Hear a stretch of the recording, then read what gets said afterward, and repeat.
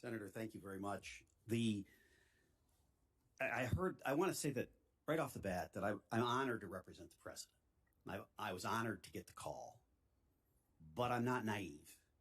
One of the reasons I was called is because virtually every major law firm in this country and in this city refused to represent the president, not because of the lack of merit of his claims. We've certainly demonstrated there's merit, but because of the cancel culture, because of the environment that has been created by the left that has intimidated lawyers. So they can't be here. They're not here because from the giant law firms, precisely because they were ordered by their management committees and others that you cannot take those cases. And the reason you cannot take those cases is because our clients or the Democrat Party or the incoming administration will remember that and they will hold it against you. That's a sad state of affairs. As a former judge, I was so incensed by that I took the representation. That was the ultimate reason I took that representation. And I've heard a lot today about what went on afterwards, as if these latest threats are coming from the right. Remember why and how this started after the election. We need to have faith in our court system. We have to acknowledge that the court system has been deeply intimidated by the left, just as the lawyers have been intimidated. And that is a sad, sad state of affairs. And I so much appreciate, Senator, that you're holding these hearings, because otherwise, as we're finding out all over the country, these items just disappear. Number two, I wanted to say, as I've said throughout my testimony, that one of the reasons people are doubting the election is because the other side here, the Biden campaign's primary defense is don't hear the evidence. Don't let them litigate.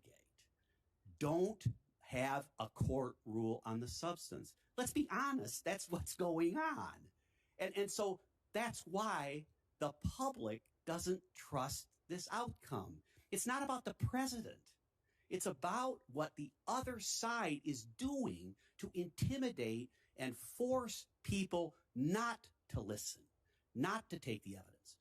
I've heard lots of fancy words here today, but if you give transparency, if you let the issues come out, and I've represented Republicans and I've represented Democrats, and at the end of the day, lawyers do their job when it is in the open and we are able to present the evidence. And I so appreciate the fact that you, a non-lawyer, is taking on this task here.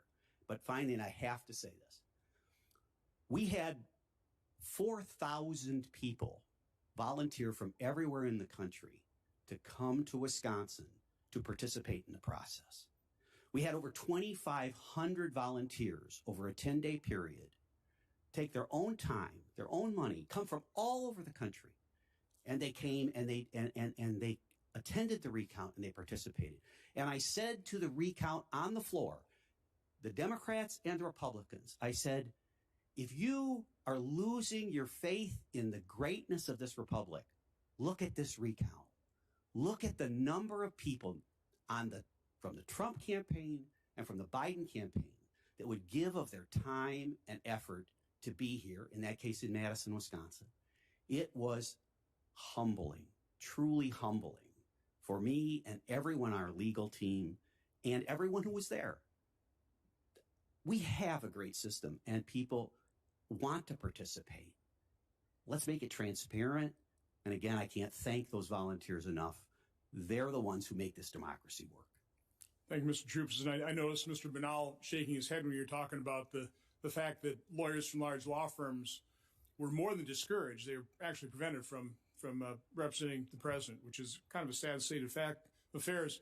I'll also say, storefronts in big cities didn't board up their windows in anticipation of a Vice President Biden victory.